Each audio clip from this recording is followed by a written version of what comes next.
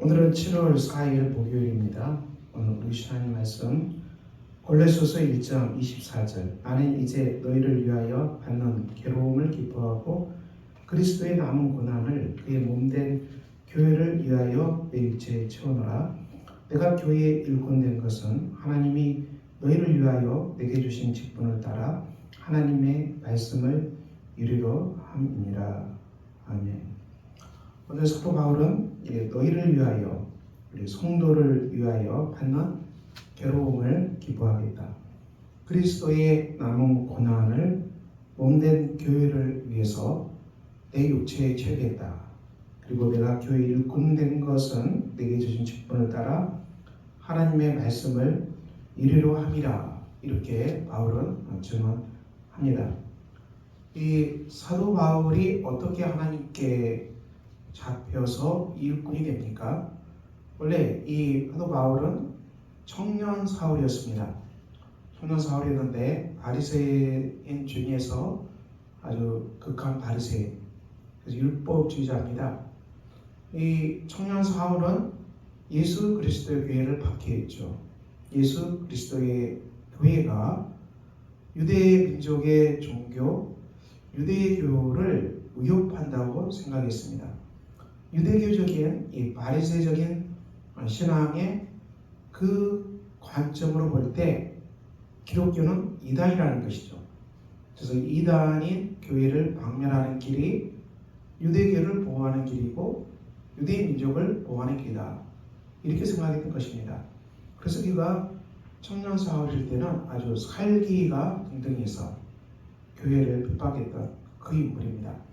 그런데 이 청년 사울이 스데반의 순교, 스데반 집사가 순교당하죠. 순교당하고 그리고 스데반 집사의 이 피 묻은 옷이, 주임당 옷이 청년 사울 앞에 던져집니다. 이 청년 사울이 스데반의 죽음에 관계가 된다는 것을 얘기합니다. 그런데 스데반이 마지막 순교당할 때도 이 자기를 죽인 사람을 향해서 이를 갈거나 그러지 않았다는 것이죠. 오히려 스데반을 죽이려고 했던 사람들이 분노로 가득 찼지, 순교당한 스데반은 오히려 천사의 얼굴처럼 하나님께 갔고요. 그리고 순교당할 때에도 죄를 용서하라. 저들의 죄를 용서해달라는 용서의 기도로 그의 삶을 마무리했거든요. 근데 이런 모습 속에서 청년 사울의 마음속에 요동치는 것입니다. 사람이 어떻게 자기를 향해서 죽이려고 달려든 사람, 돌을 던지는 사람을 용서하고 천사의 얼굴처럼 죽을 수 있는가? 도무지 이해가 안 가는 것이죠. 그래서 이 청년 사울이 날뛰고, 그래서 다메섹 도상으로 가는 길, 그것도 이 그리스도인들을 잡을 수 있는, 감옥에 넣을 수 있는 공문을 손에 놓고 이 초대교회 크리스찬들을 잡으러 가는 이 다메섹 도상에서 그리스도께서 나타나셔서, 부활하신 그리스도가 나타나셔서 이 청년 사울을 완전히 거꾸로뜨렸죠.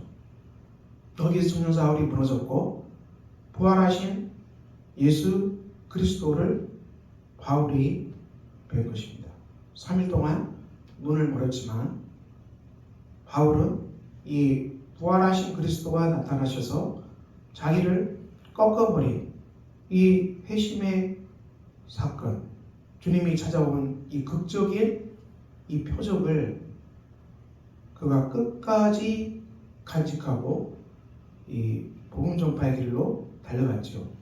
오늘 본문에서 그리스도의 남은 고난을 그의 몸된 교회를 위해서 내 육체에 채운다 그랬어요. 바울의 여정이 어떠했습니까?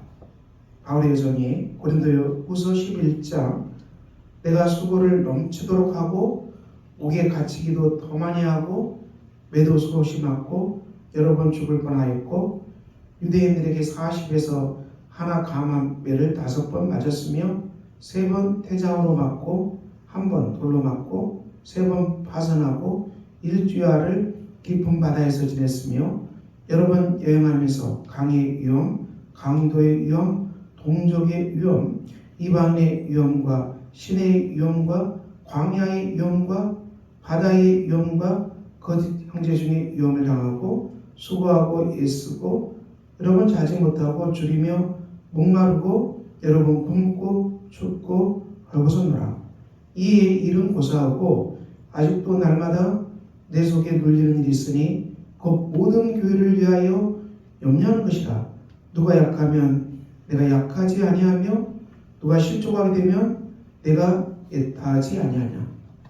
부활하신 예수 그리스도를 만나고 그가 예수 그리스도의 복음을 전하는 사도로 신분이 바뀌어서 이 선교의 현장을 달려갑니다. 생명을 구하는 복음 전파에 쓰임받는 위대한 사도가 되었지요. 그렇지만 그의 삶의 여정은 고린도서 11장이 말한 것처럼 수많은 고난으로 넘쳐났다는 것입니다.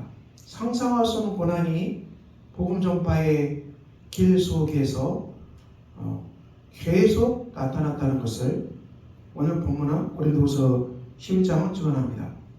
사도 바울이 이런 어마어마한 고난을 당했어도 복음 전파의 길을 멈춘 적이 있나요? 선교의 현장을 달려가는 그 걸음을 멈춘 적이 있나요? 그렇지 않았다는 것입니다. 이렇게 많은 고난이 닥쳐도 사도 바울은 표대를 향하여 내가 예수 그리스도께 잡힌 바 된 그것을 잡으려고 달려간다. 이렇게 바울이 고백했거든요.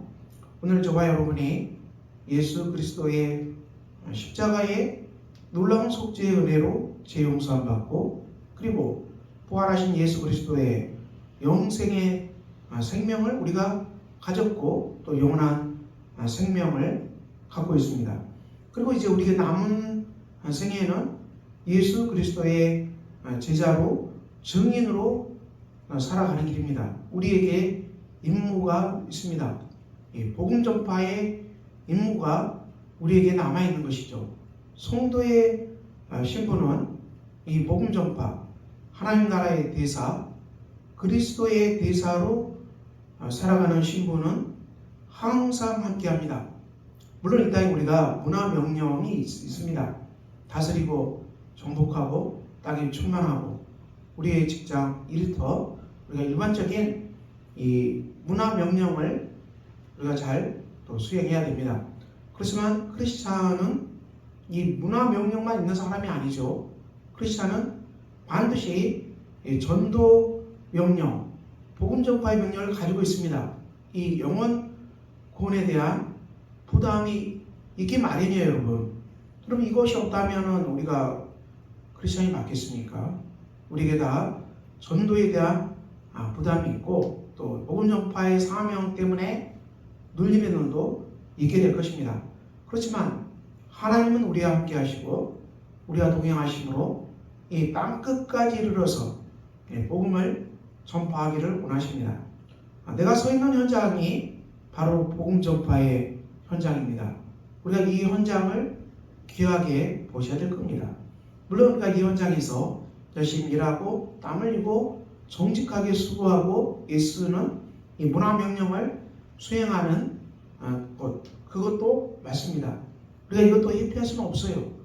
우리가 문화명령의 문화명령을 수행하는 그 삶을 나에게는 없는 것처럼 그렇게 말할 수는 없습니다. 이것은 모든 사람이 이 땅에서 태어나면 가지고 있는 하나님의 명령입니다. 창조 사역에 속하는 문화명령은 우리가 다 가지고 있을 수밖에 없습니다. 물론 이것을 우리가 성실히 하지만은 또 하나 기억해야 될 것은 복음 전파의 사명, 이것도 기억해야 됩니다. 그렇지만 크리스찬의 삶이 이 복음 전파의 삶이 반드시 고난이 있다는 것입니다. 그냥 되지 않는다는 것입니다. 오늘 고린도 11장에 말한 것처럼 매 맞고 태장으로 맞고 돌로 맞고 파선하고 위험을 당하고 수고하고 애쓰고 줄이고 목마르고 굶고 춥고 헐벗고 약한 지체를 때문에 애타하고 약해하는 이 바울의 이 마음이 오늘 그리스도인의 마음인 것이죠. 우리의 삶 현장에 반드시 있기 마련입니다. 그러므로 우리가 오늘 사도 바울이 그리스도의 남은 고난을 그의 몸된 교회를 위하여 내 육체에 채운다고 했습니다. 내 육체에 그것을 채운다고 바울이 고백했거든요. 그러므로 우리가 이 땅에서 문화명령과 이 복음 전파의 명령을 수행하는 현장에서 우리가 고통스러운 일이 일어날 것입니다.